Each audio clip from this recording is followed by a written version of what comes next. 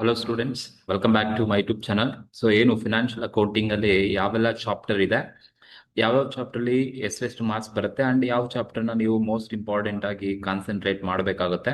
So chapter wise important topic ಮತ್ತೆ marks ಯಾವ chapter ಎಷ್ಟು ಬರುತ್ತೆ ಅನ್ನೋದನ್ನ ನಾನು ನಿಮಗೆ ತಿಳಿಸ್ಕೊಡ್ತೀನಿ.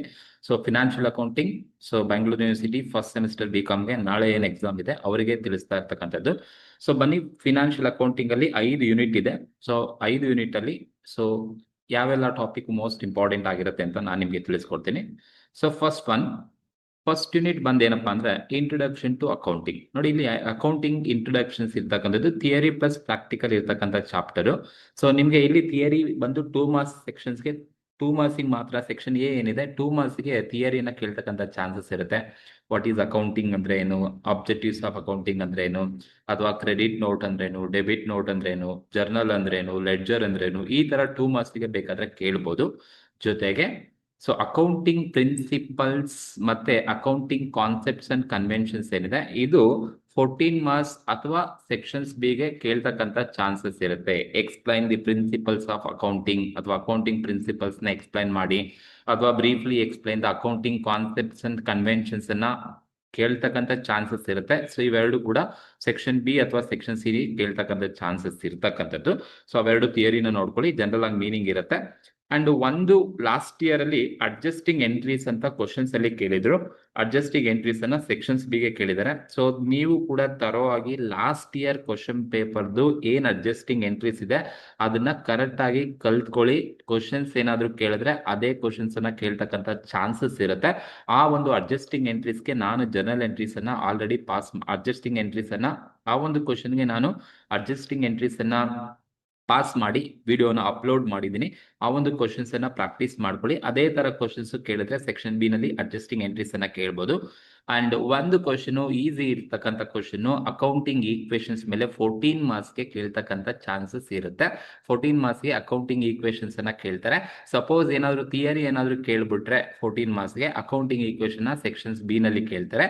ಸೊ ಹಾಗಾಗಿ ಲಾಸ್ಟ್ ಇಯರ್ ಪೇಪರ್ ನ ನಾವು ರೆಫರ್ ಮಾಡ್ಕೊಂಡು SCP ಸಿಲೆಬಸ್ ಪ್ರಕಾರ ಎರಡು ಕೂಡ ಒಂದು ಥಿಯರಿ ಒಂದು ಪ್ರಾಕ್ಟಿಕಲ್ ಸೆಕ್ಷನ್ ಬಿ ನಲ್ಲಿ ಇದೆ, ಒಂದು ಪ್ರಾಕ್ಟಿಕಲ್ ಸೆಕ್ಷನ್ ಸಿ ಇದೆ.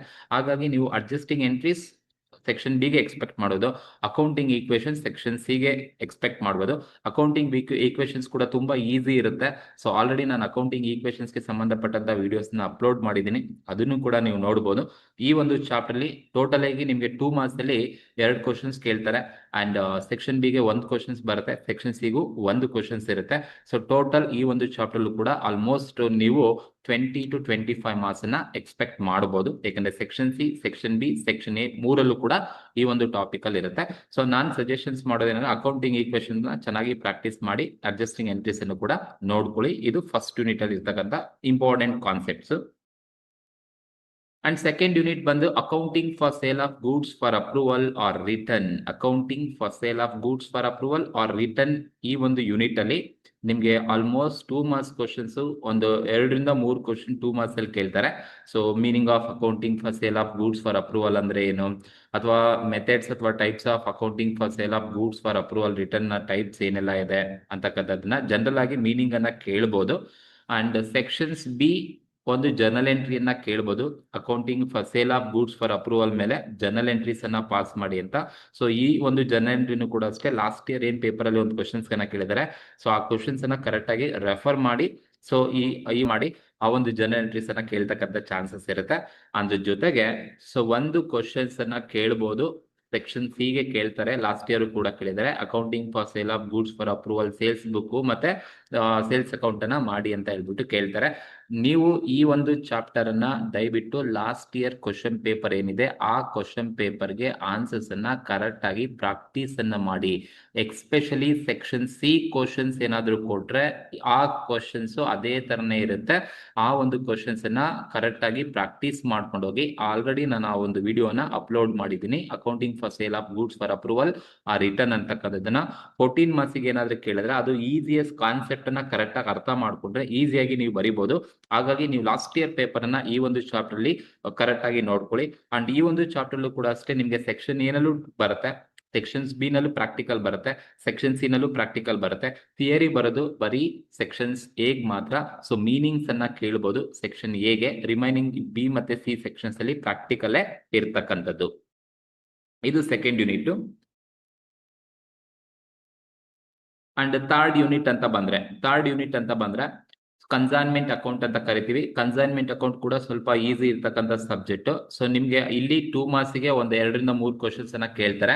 ಕನ್ಸೈನರ್ ಅಂದ್ರೇನು, ಕನ್ಸೈನ್ಮೆಂಟ್ ಅಂದ್ರೇನು, ಅಥವಾ types of commissions under consignment ಅಲ್ಲಿ ಯಾವ ತರ ಟೈಪ್ಸ್ ಇದೆ, ಅಥವಾ ಕನ್ಸೈನ್ಮೆಂಟ್ ಮೀನಿಂಗ್ ಅನ್ನ ಬರೀರಿ ಅಂತ ಕೇಳ್ಬೋದು, ಕನ್ಸೈನಿ ಮೀನಿಂಗ್ ಅನ್ನ ಬರೀರಿ ಅಂತ ಬೇಕಾದ್ರೆ ಕೇಳ್ಬೋದು.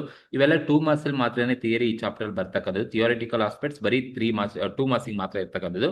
ಅಂಡ್ ಸೆಕ್ಷನ್ ಬಿ ನಲ್ಲಿ ನೋಡಿ, ಇದು ವೆರಿ ಮೋಸ್ಟ್ ಇಂಪಾರ್ಟೆಂಟ್, ಈಸಿ ಇರುತ್ತೆ.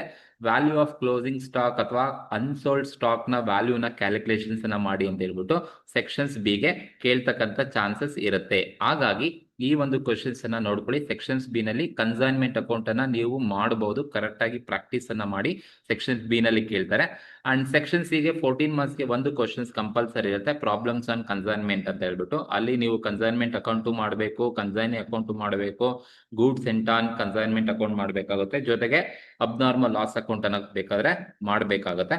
ಸೊ ಕನ್ಸೈನ್ಮೆಂಟ್ ಅಕೌಂಟ್ ಅನ್ನ ಕರೆಕ್ಟ್ ಆಗಿ ಲಾಸ್ಟ್ ಏನಿದೆ ಕರೆಕ್ಟ್ ಆಗಿ ನೋಡ್ಕೊಳ್ಳಿ. ಒಂದು ಕ್ವಶನ್ ಸೆಕ್ಷನ್ಸ್ ಬಿ ನಲ್ಲಿ ಇರುತ್ತೆ, ಅದು ವ್ಯಾಲ್ಯೂ ಆಫ್ ಕ್ಲೋಸಿಂಗ್ ಸ್ಟಾಕ್ ಮಾಡೋದು. ಅಂಡ್ ಸೆಕ್ಷನ್ ಸಿಗೂ ಕೂಡ ನೀವು ಕನ್ಸೈನ್ಮೆಂಟ್ ಅಕೌಂಟ್ ಅನ್ನ ನೋಡ್ಬೋದು. ಹಾಗಾಗಿ ಈ ಒಂದು ಚಾಪ್ಟರ್ ಕೂಡ ನಿಮ್ಗೆ ಆಲ್ಮೋಸ್ಟ್ ನಿಮ್ಗೆ ಟೋಟಲ್ ಒಂದು ಸೆಕ್ಷನ್ ಬಿ ಒಂದು ಕ್ವಶನ್ಸ್ ಇರುತ್ತೆ, ಸೆಕ್ಷನ್ ಸಿ ಒಂದಿರುತ್ತೆ, ಅಂಡ್ ಸೆಕ್ಷನ್ ಸಿ ನಲ್ಲಿ 2 ಕ್ವಶನ್ಸ್ ಇರುತ್ತೆ. ಆಲ್ಮೋಸ್ಟ್ ಇದು ಕೂಡ 25 ಮಾರ್ಕ್ಸ್ ವೇಟೇಜ್ ಇರ್ತಕ್ಕಂಥ ಒಂದು ಯೂನಿಟ್ ಅಂತಾನೆ ತಿಳ್ಕೋಬಹುದು. ಅಂಡ್ ಯೂನಿಟ್ 4 ಬಂದು ರಾಯಲ್ಟಿ ಅಕೌಂಟ್ಸ್ ಅಂತ ಒಂದು ಈಸಿಯಾಗಿರ್ತಕ್ಕಂಥ ಚಾಪ್ಟರ್. ಸ್ಟೂಡೆಂಟ್ಸ್ ಯಾವ್ದಾದ್ರು ಇದ್ರೆ ಅದು ರಾಯಲ್ಟಿ ಅಕೌಂಟ್ಸ್ ಅಂತಾನೆ ಕರೀತಾರೆ. ಸೊ ಹಾಗಾಗಿ ರಾಯಲ್ಟಿ ಅಕೌಂಟ್ ಅನ್ನ ಕರೆಕ್ಟ್ ಆಗಿ ಪ್ರಾಕ್ಟೀಸ್ ಮಾಡಿ. ಸೊ ನಿಮ್ಗೆ ರಾಯಲ್ಟಿನಲ್ಲಿ ಕೂಡ ನಿಮ್ಗೆ ಆಲ್ಮೋಸ್ಟ್ 125 ಮಾರ್ಕ್ಸ್ ಬರ್ತಕ್ಕಂಥ ಚಾನ್ಸಸ್ ಇರುತ್ತೆ.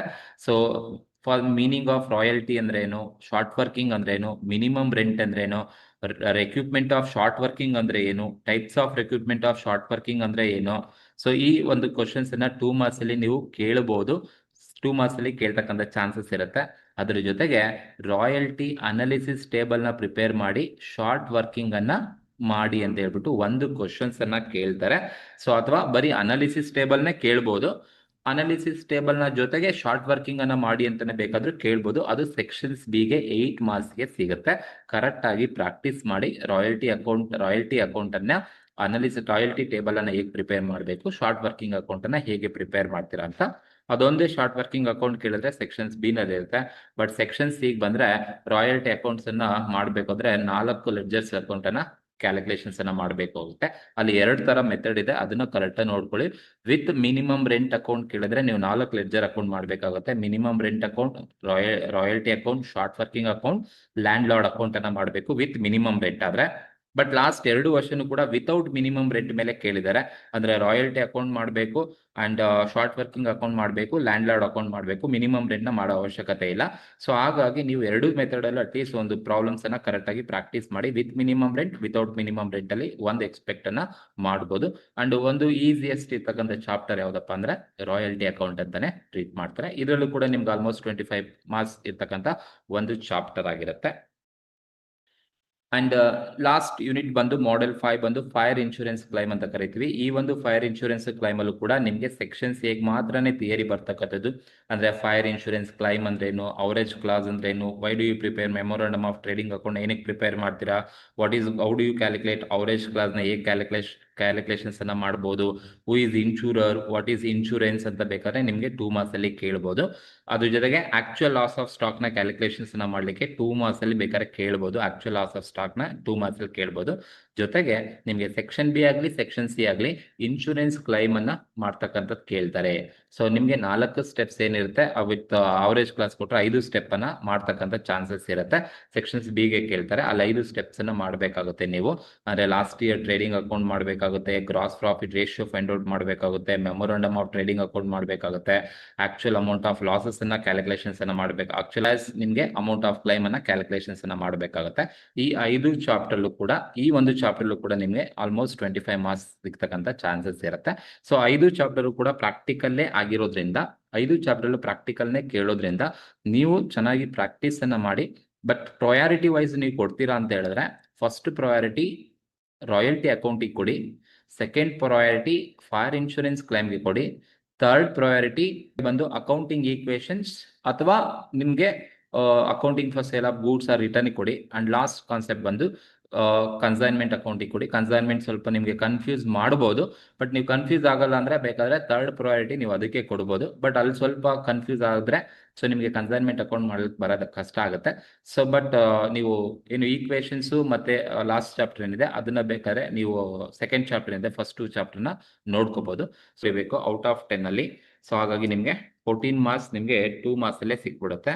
ಅಂಡ್ ಸೆಕ್ಷನ್ಸ್ ಬಿ ಬಂದ್ರೆ ನೀವು ಎಷ್ಟಪ್ಪ ಬರಿಬೇಕು ಅಂದ್ರೆ 8 ಮಾರ್ಕ್ಸಿಗೆ 3 ಬರಿಬೇಕು. ಸೊ 8 ಮಾರ್ಕ್ಸ್ಗೆ 3 ಬರಿಬೇಕು ಔಟ್ ಆಫ್ 5. 5 ಕೊಟ್ಟಿರ್ತಾರೆ, 5ರಲ್ಲಿ 3 ಬರಿಬೇಕಾಗುತ್ತೆ. ಸೊ ಹಾಗಾಗಿ ನಿಮಗೆ ಸೆಕ್ಷನ್ ಬಿ ನಲ್ಲಿ 24 ಮಾರ್ಕ್ಸ್ ಸಿಗುತ್ತೆ. ಅಂಡ್ ಸೆಕ್ಷನ್ ಸಿ ನಲ್ಲಿ ಬಂದು 14 ಮಾರ್ಕ್ಸ್ ಇರುತ್ತೆ. 14 ಮಾರ್ಕ್ಸ್ಗೆ ನೀವು 3 ಬರಿಬೇಕು. ಔಟ್ ಆಫ್ 5 ಅಲ್ಲಿ 3 ಬರಿಬೇಕಾಗತ್ತೆ. ಸೊ ನಿಮ್ಗೆ ಆಲ್ಮೋಸ್ಟ್ ಸೆಕ್ಷನ್ ಸಿ ನಲ್ಲಿ ಇನ್ನ ಬ್ಯಾಲೆನ್ಸ್ ಎಷ್ಟು. ಸೊ ಪಾಸಿಂಗ್ ಮಾರ್ಕ್ಸ್ ಬಂದು 28 ಮಾರ್ಕ್ಸ್ ಇಸ್ ಪಾಸಿಂಗ್ ಮಾರ್ಕ್ಸ್. ಈ ಒಂದು ಕಾಮರ್ಸ್ ರಿಲೇಟೆಡ್ ಸಬ್ಜೆಕ್ಟ್ ಅಲ್ಲಿ 28 ಮಾರ್ಕ್ಸ್ ತಗೊಂಡ್ರೆ ನೀವು ಪಾಸ್ ಆಗ್ತೀರಾ. ಸೊ ಹಾಗಾಗಿ ಫಸ್ಟ್ ಪ್ರಯಾರಿಟಿ ರಾಯಲ್ಟಿ ಕೊಡಿ, ಸೆಕೆಂಡ್ ಪ್ರಯಾರಿಟಿ ಫೈರ್ ಇನ್ಶೂರೆನ್ಸ್ ಕೊಡಿ, and third priority belongs to you. Either you can go for consignment account if you are very well, or you can concentrate towards first chapter, that is accounting equations or accounting for sale of goods for approval or return. So ಇದು ಇರ್ತಕ್ಕಂಥದ್ದು. So ಇಷ್ಟು questions ಅನ್ನ ನೋಡ್ಕೊಳ್ಳಿ. Theory only sections egg ಮಾತ್ರ ಬರುತ್ತೆ. ಎಲ್ಲ theoretical aspect meaning ಅನ್ನ sections A ನಲ್ಲಿ ಕೇಳ್ತಾರೆ, ಅದನ್ನ ಸ್ವಲ್ಪ ನೋಡ್ಕೊಳ್ಳಿ. ಲಾಸ್ಟ್ ಇಯರ್ ಕ್ವಶನ್ ಪೇಪರ್ ಅನ್ನ ದಯವಿಟ್ಟು ತರೋ ಆಗಿ ರೆಫರ್ ಮಾಡಿ. Okay, thank you.